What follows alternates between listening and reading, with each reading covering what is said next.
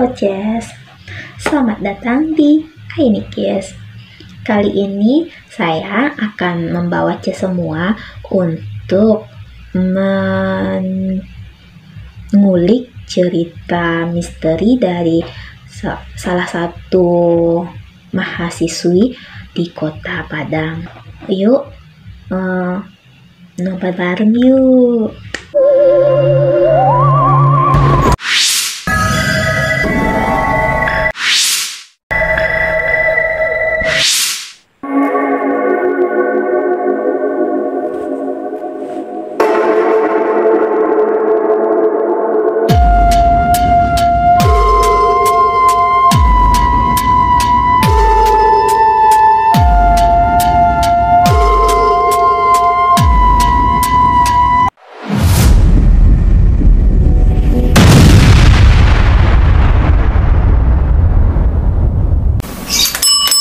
Ada nih salah seorang siswi di Kota Padang yang kuliah di universitas swasta.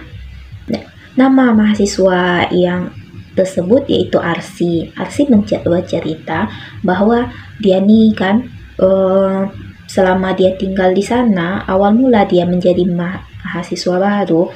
Nah, pertama kali dia mencari kosan di sana. Kan, Jess. Kemudian dia dapatlah kosan yang dia inginkan, dan kosan itu sekitaran kampus dan harganya lumayan murah lah, dan sesuai dengan isi kantong si Arsi ini.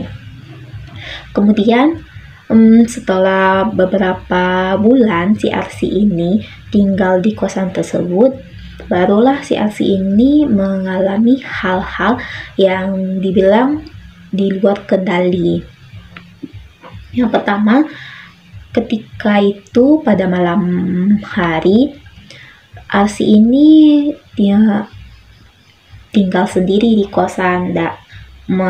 Sebelumnya, mohon maaf, Arsi ini sekamar, yaitu berdua orang. Nah, temannya yang ini setiap hari Jumat dia pasti akan pulang ke kampung, sedangkan Arsi tidak, karena kampung dari Arsi ini cukuplah jauh dari Kota Padang. Kemudian Arsi ini kan dia bertahan nih di kos, dan dia tinggallah sendiri di sana. Yang mana bertepatan sekali Arsi ini kamarnya berada di lantai 2. Nah, pada malam itu apesnya si Arsi ini kan, Jess, dia pergilah malam-malam ke toilet, karena kosan Arsi ini toiletnya di luar, bukan di dalam kamar ya. Nah, Arsi ini ke toilet, dia buang air kecil. Nah, setelah dia kembali dari toilet, pas di tengah jalan menuju ke kamarnya, Arsi ini melihat sekelebat wanita yang sedang duduk di tangga. Nah, dan Arsi ini mulai cemas, tapi dia pun berpikiran positif. Mungkin itu temannya yang sedang duduk di sana. Kan di lantai bawah ada juga tuh anak-anak kos yang lain duduk di sana kan, Jess.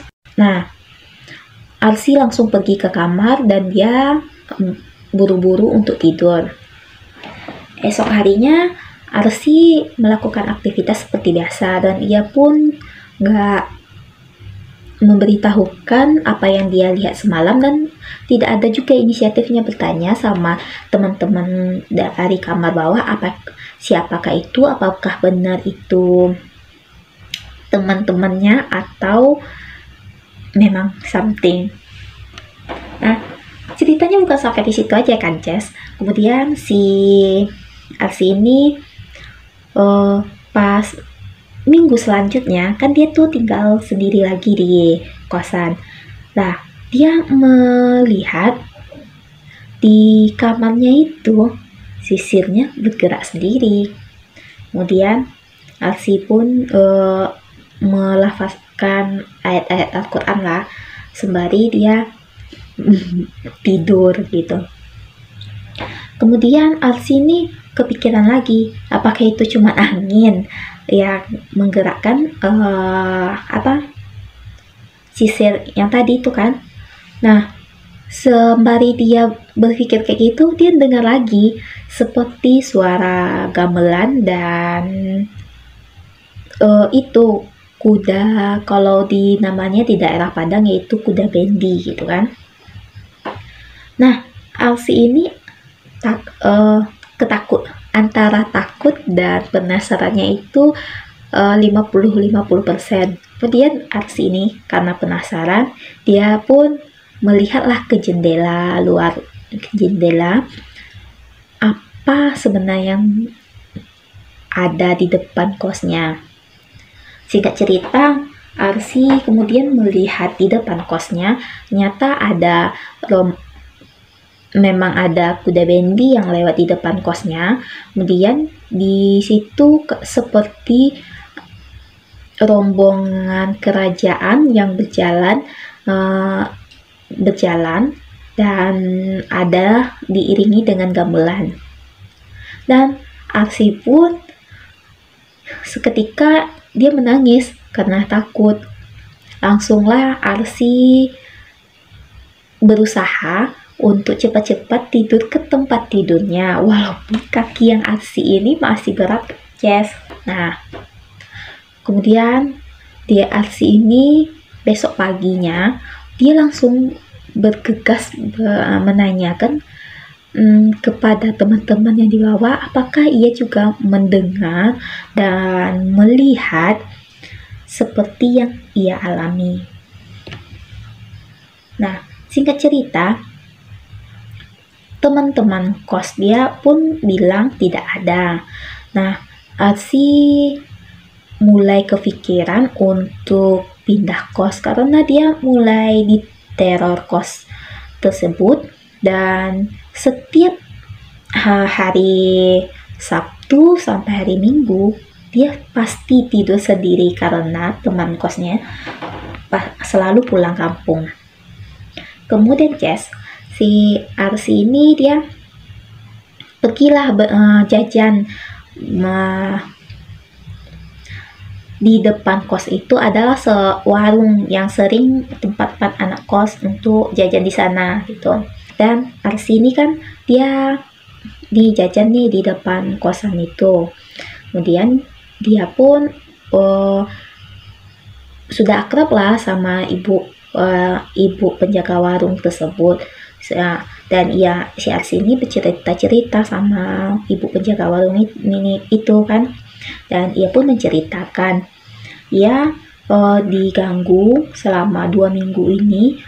Yang pertama dengan sosok wanita yang ia lihat di tangga, kemudian di minggu selanjutnya dia melihat tadi yang gamelan dan serta bendi itu berjalan di depan kosnya.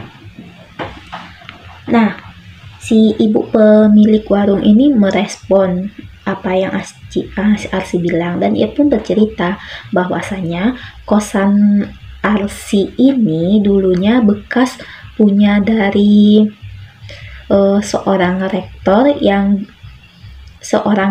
dari kampus negeri ternama di Kota Padang. Nah, ya, rektor ini dia tidak pernah menikah. Dan lalu rektor ini meninggal karena sakit, sehingga kosan yang Arsi tepati ini dihibahkan kepada panti asuhan. Kemudian panti asuhan ini memberikan wewenang kepada RT di tempat Arsi tinggal tersebut, tempat RT sekitar. Nah, singkat cerita, kalau kosan ini dikelola oleh Pak RT lah gitu kan. Kemudian memang kejadian tersebut memang seringkali masyarakat melihat kalau di kosan tersebut sedikit gitu, karena yang pertama karena yang pemilik sebelumnya dari kosan ini seorang wanita, dia meninggal penyakit kanker di dalam kosan itu, dan dia tidak mempunyai sanak saudara. Seumur hidupnya, dia selama dia tinggal di rumah itu, dia hanya tinggal dengan anak kos-kosan. Jadi bisa dikata kalau kosan itu memanglah dijadikan tempat kos-kosan oleh ibu kos sebelumnya. Nah, untuk yang kasus kedua,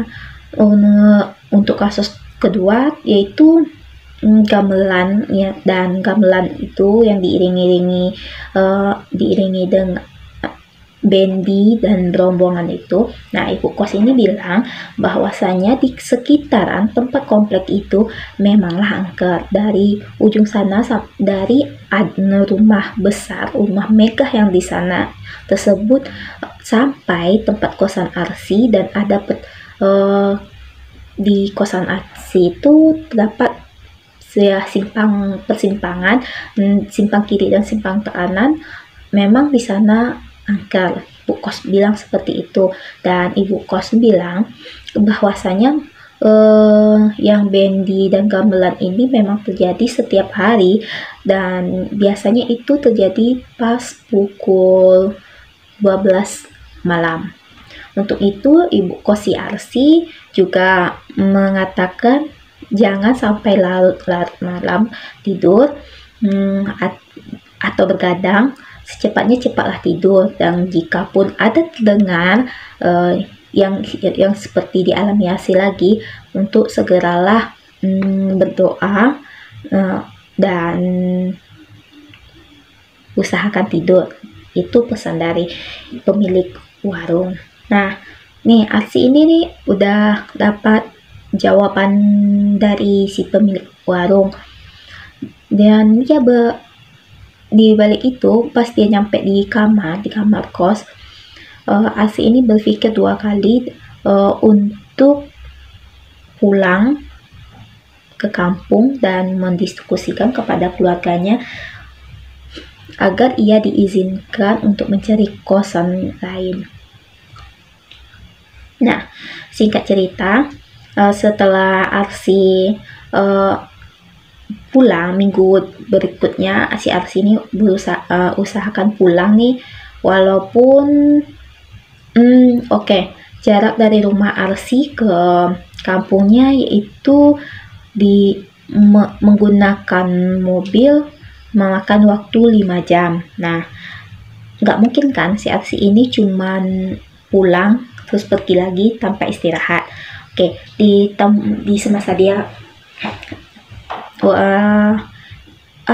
peraturan kuliah, mahasiswa boleh mengambil jatah liburnya selama 4 kali dalam 1 semester.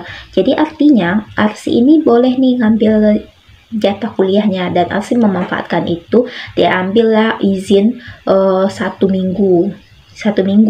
Jadi 1 minggu dia nggak masuk kuliah, dia pulang kampung, dia ceritakan semua orang tuanya, dia meminta izin supaya dia pindah di sana karena dia tidak sanggup untuk menanggung sendirian, sebab teman kos kamarnya ini pasti setiap minggu dia pulang. Nah, singkat cerita, Arsi ini dikasihlah. Nah, si Arsi ini dikasihlah izin sama orang tuanya untuk pindah kos. Kemudian Arsi balik ke Padang, ya mencarilah kos-kosan yang aman dari lingkungan seperti itu, dan Arsi pun dapatlah kos-kosan yang aman tapi agak jauh dari kawasan kampus. Dan kisah Arsi ini tidak sampai di situ aja. Nah, si Arsi ini kan dia mengikuti organisasi kampus. Nah, di organisasi kampus itu sekali 3 bulan mahasiswanya atau anggota dari organisasi itu diwajibkan nih untuk melakukan pengabdian ke masyarakat. Kemudian Arsi ini ikutlah nih dia kegiatan organisasi gitu, Jess. Kemudian Arsi ini dia pergi ke daerah bisa dibilang lumayan dekat lah dari kota Padang. Yang Arsi ini nih berombongan dari organisasinya untuk mengajarkan pengetahuan kepada masyarakat di sana. Pada malam harinya, anggota-anggota ini melakukan prepare untuk memberikan penyuluhan dan pembelajaran kepada masyarakat.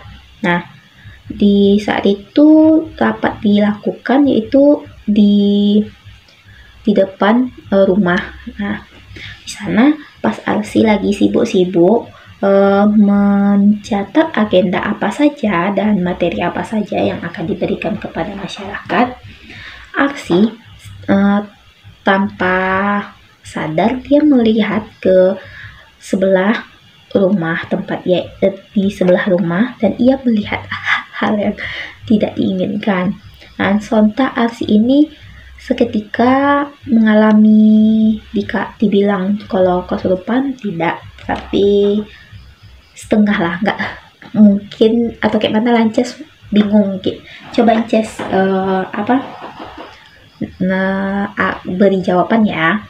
Nah, ini setelah si Arsi ini melihat sosok something yang di samping rumah tersebut, dan kemudian kakinya ini mengalami seperti pegal-pegal dan kakinya badannya mulai lemas, dan ia pun tidak bisa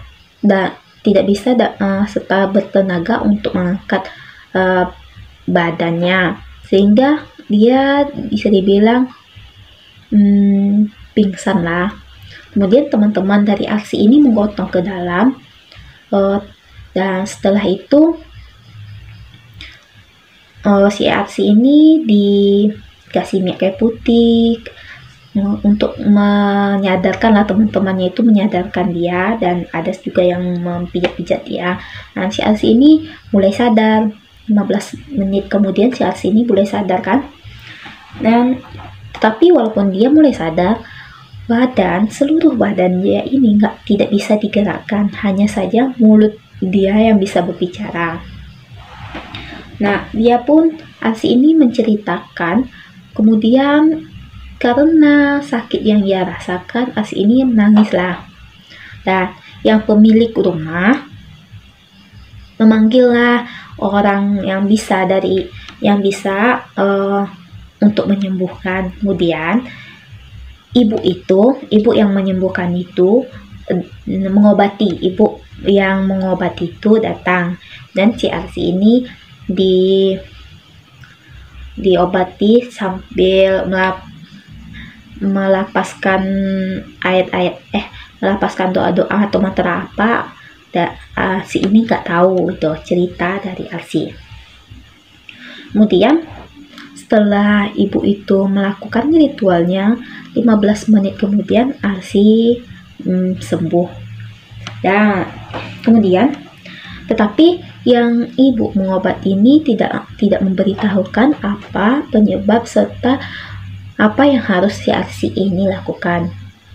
Kemudian esok harinya nih si Arsi dipanggil lah sama ibu pemilik rumah. Dia bilang bahwasanya Arsi ini tidak diperbolehkan lagi untuk ikut dalam acara rapat setiap malam itu, dan Arsi setiap malam ibu pemilik rumah mengingatkan untuk tetap berada saja di dalam rumah.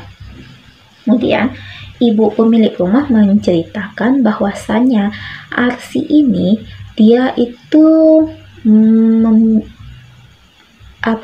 bisa dibilang badannya itu, raganya itu memang disenangi atau digandrungi oleh makhluk-makhluk seperti itu, dan makhluk yang merasuki si Arsi tadi semalam itu karena ulah dia sendiri. Yang pertama, Arsi ini pas datang ke kampung orang, dia tidak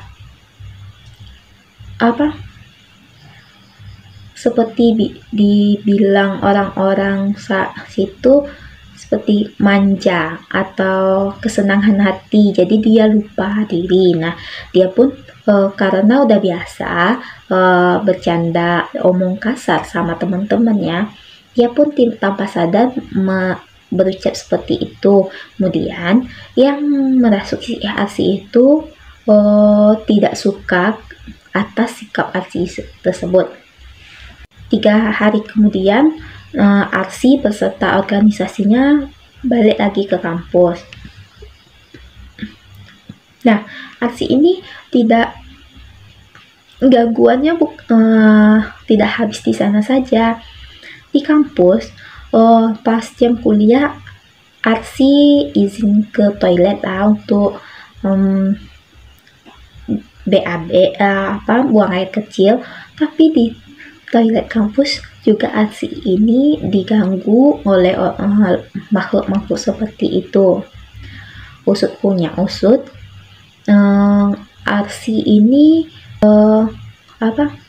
ternyata dari garis keturunannya ada, bisa dibilang itu turun dari salah satu nenek atau kakeknya yang bisa seperti itu, sehingga Arsi bisa dibilang anak mempunyai indah ke-6. Oke, Arsi ini kan nggak sanggup lagi nih, dia terus-terusan diganggu, terus-terusan diusili, dan dia pun tidak fokus untuk kuliah. Kemudian dia pulang ke kampung dan dia menceritakan sama orang tuanya. Kemudian orang tua dia mencari tahu ini asalnya dari mana. Usut punya usut, ternyata dari dari pihak ayahnya Arsi memiliki ilmu seperti itu. Kemudian si Arsi ini dibawa ke kakeknya untuk diobati, dan membutuhkan waktu 3 hari sehingga Arsi bisa kembali seperti semula. Nah, itu tuh cerita yang dialami oleh Arsi. Semoga apa yang aku sampaikan bisa Ences semua mengerti. Jika penyampaian saya itu tidak bisa dimengerti, mohon maaf, dan berikan komentar harusnya saya seperti apa untuk menceritakan cerita